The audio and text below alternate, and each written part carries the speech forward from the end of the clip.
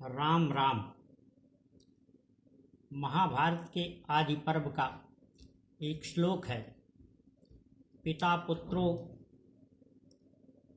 वयाहिस्थोपि सततम वाच्येव तु यथा स्याद् गुण संयुक्तः प्राप्नुयात् महद्यशः। इसका आशय यह है कि पिता को अपनी संतान पुत्री या पुत्र के बड़े होने पर भी उन्हें हमेशा सदुपदेश देते रहना चाहिए।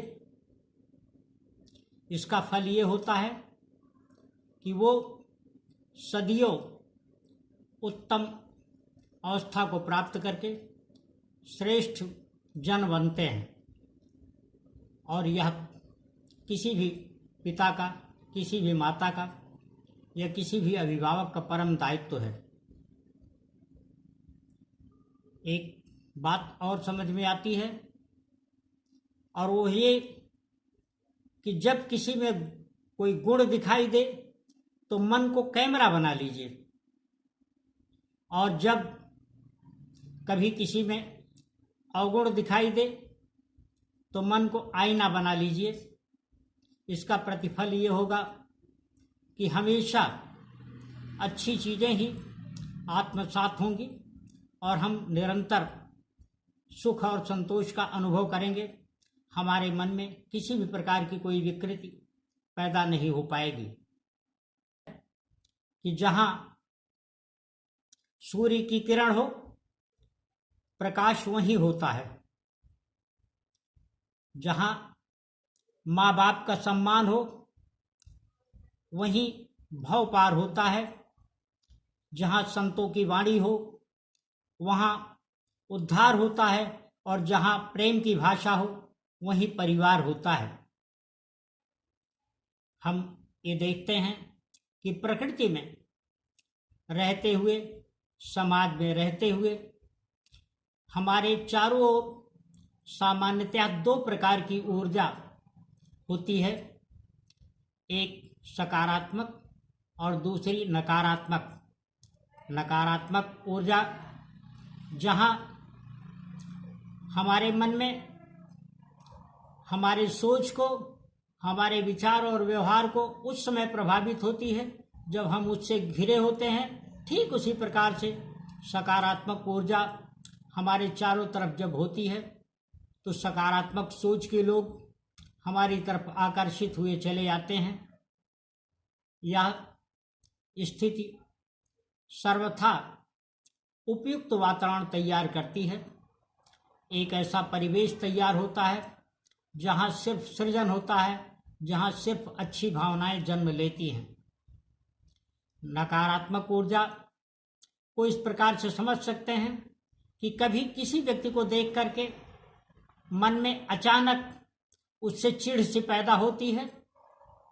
कभी ऐसा भी होता है जब किसी व्यक्ति को देखकर उसके प्रति मन में ईर्ष्या का भाव आता है। कभी अन्य प्रकार के द्वेष या विकार मन में जन्म लेते हैं। यह सब सकारात्मक अथवा नकारात्मक ऊर्जा के प्रभाव में होता है।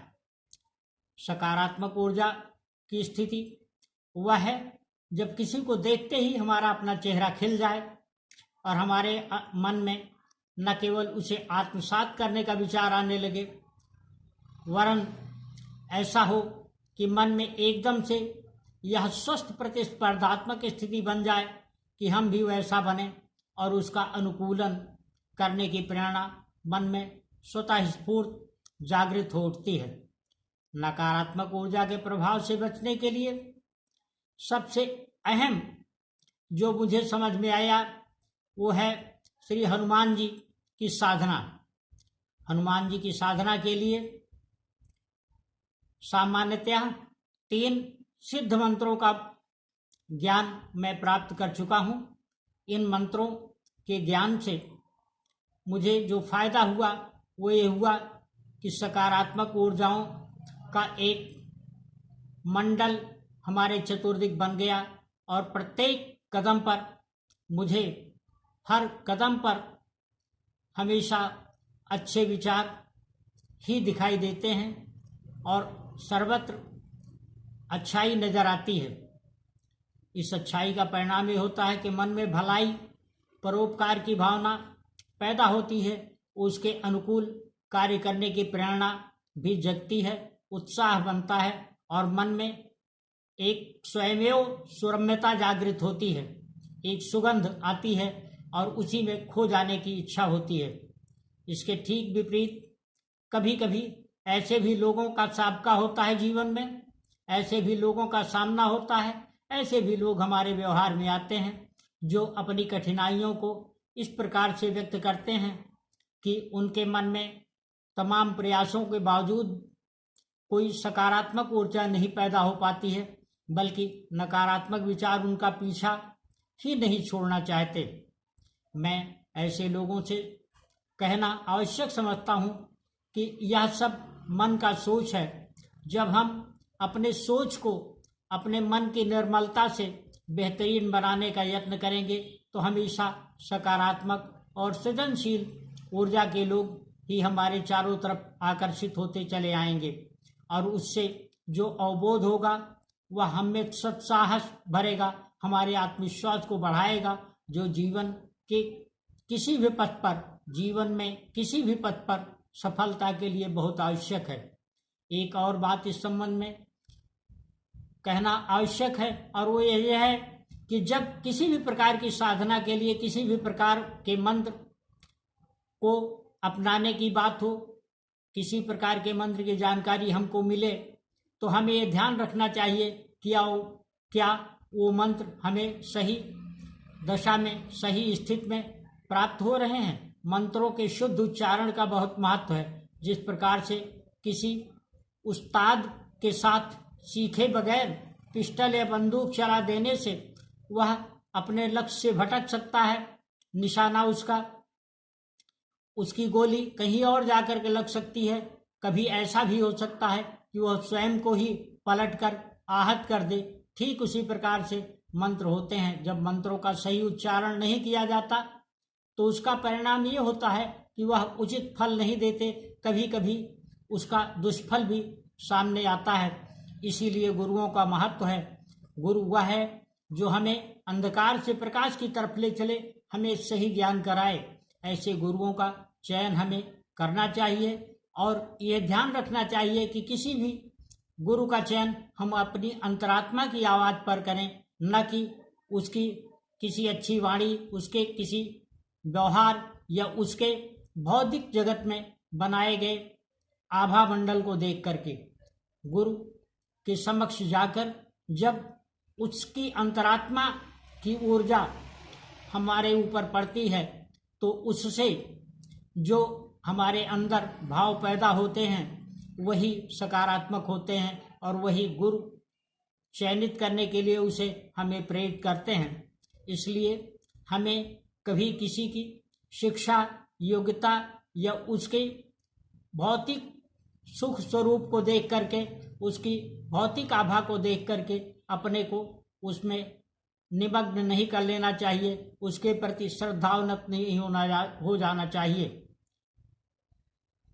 वास्तव में जो श्रद्धा या भक्ति होती है वह उस दीप्ति, उस मणि के समान है जिसका प्रकाश स्वयमेव होता है, जबकि जिसके प्रति वह भक्ति हो, जिसके प्रति वह निष्ठा हो, जिसके प्रति वह विश्वास हो, यह उसका दायित्व बनता है कि हमारे उस विश्वास को, हमारी उस आस्था को और हमारे मन में अपने प्रति उत्पन्न उस प्रकाश को बनाए रखे।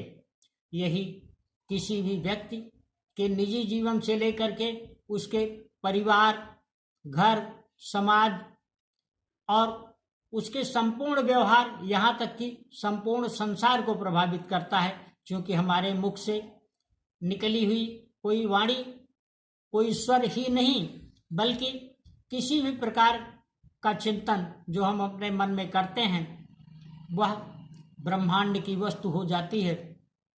ये इसका प्रत्यक्ष प्रमाण आज की संचार क्रांति है, जो हमें दुनिया के किसी भी कोने में बैठे हुए व्यक्ति से न केवल अपनी वाणी से जोड़ देती है, अपने स्वर शब्द से जोड़ देती है, बल्कि हम उसकी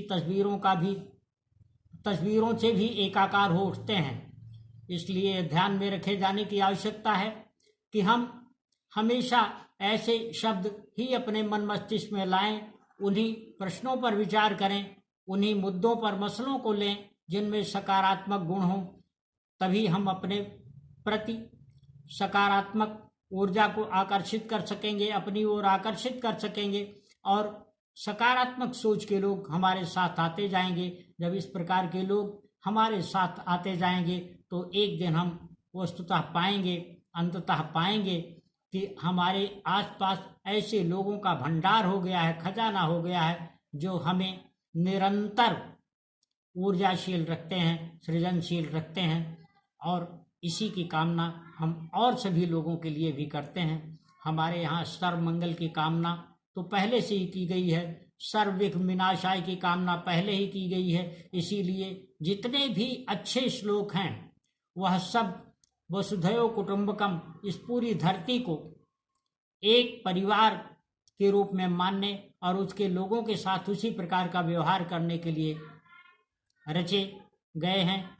जब ये हमारे मन में मस्तिष्क में बस जाएंगे, हमारे व्यवहार में निरंतर उतरने लगेंगे, तो हम एक दिन पाएंगे कि सब कुछ सहज होता जाएगा।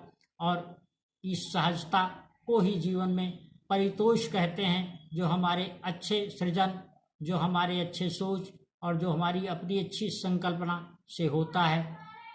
आज का विचार इतना ही। राम राम।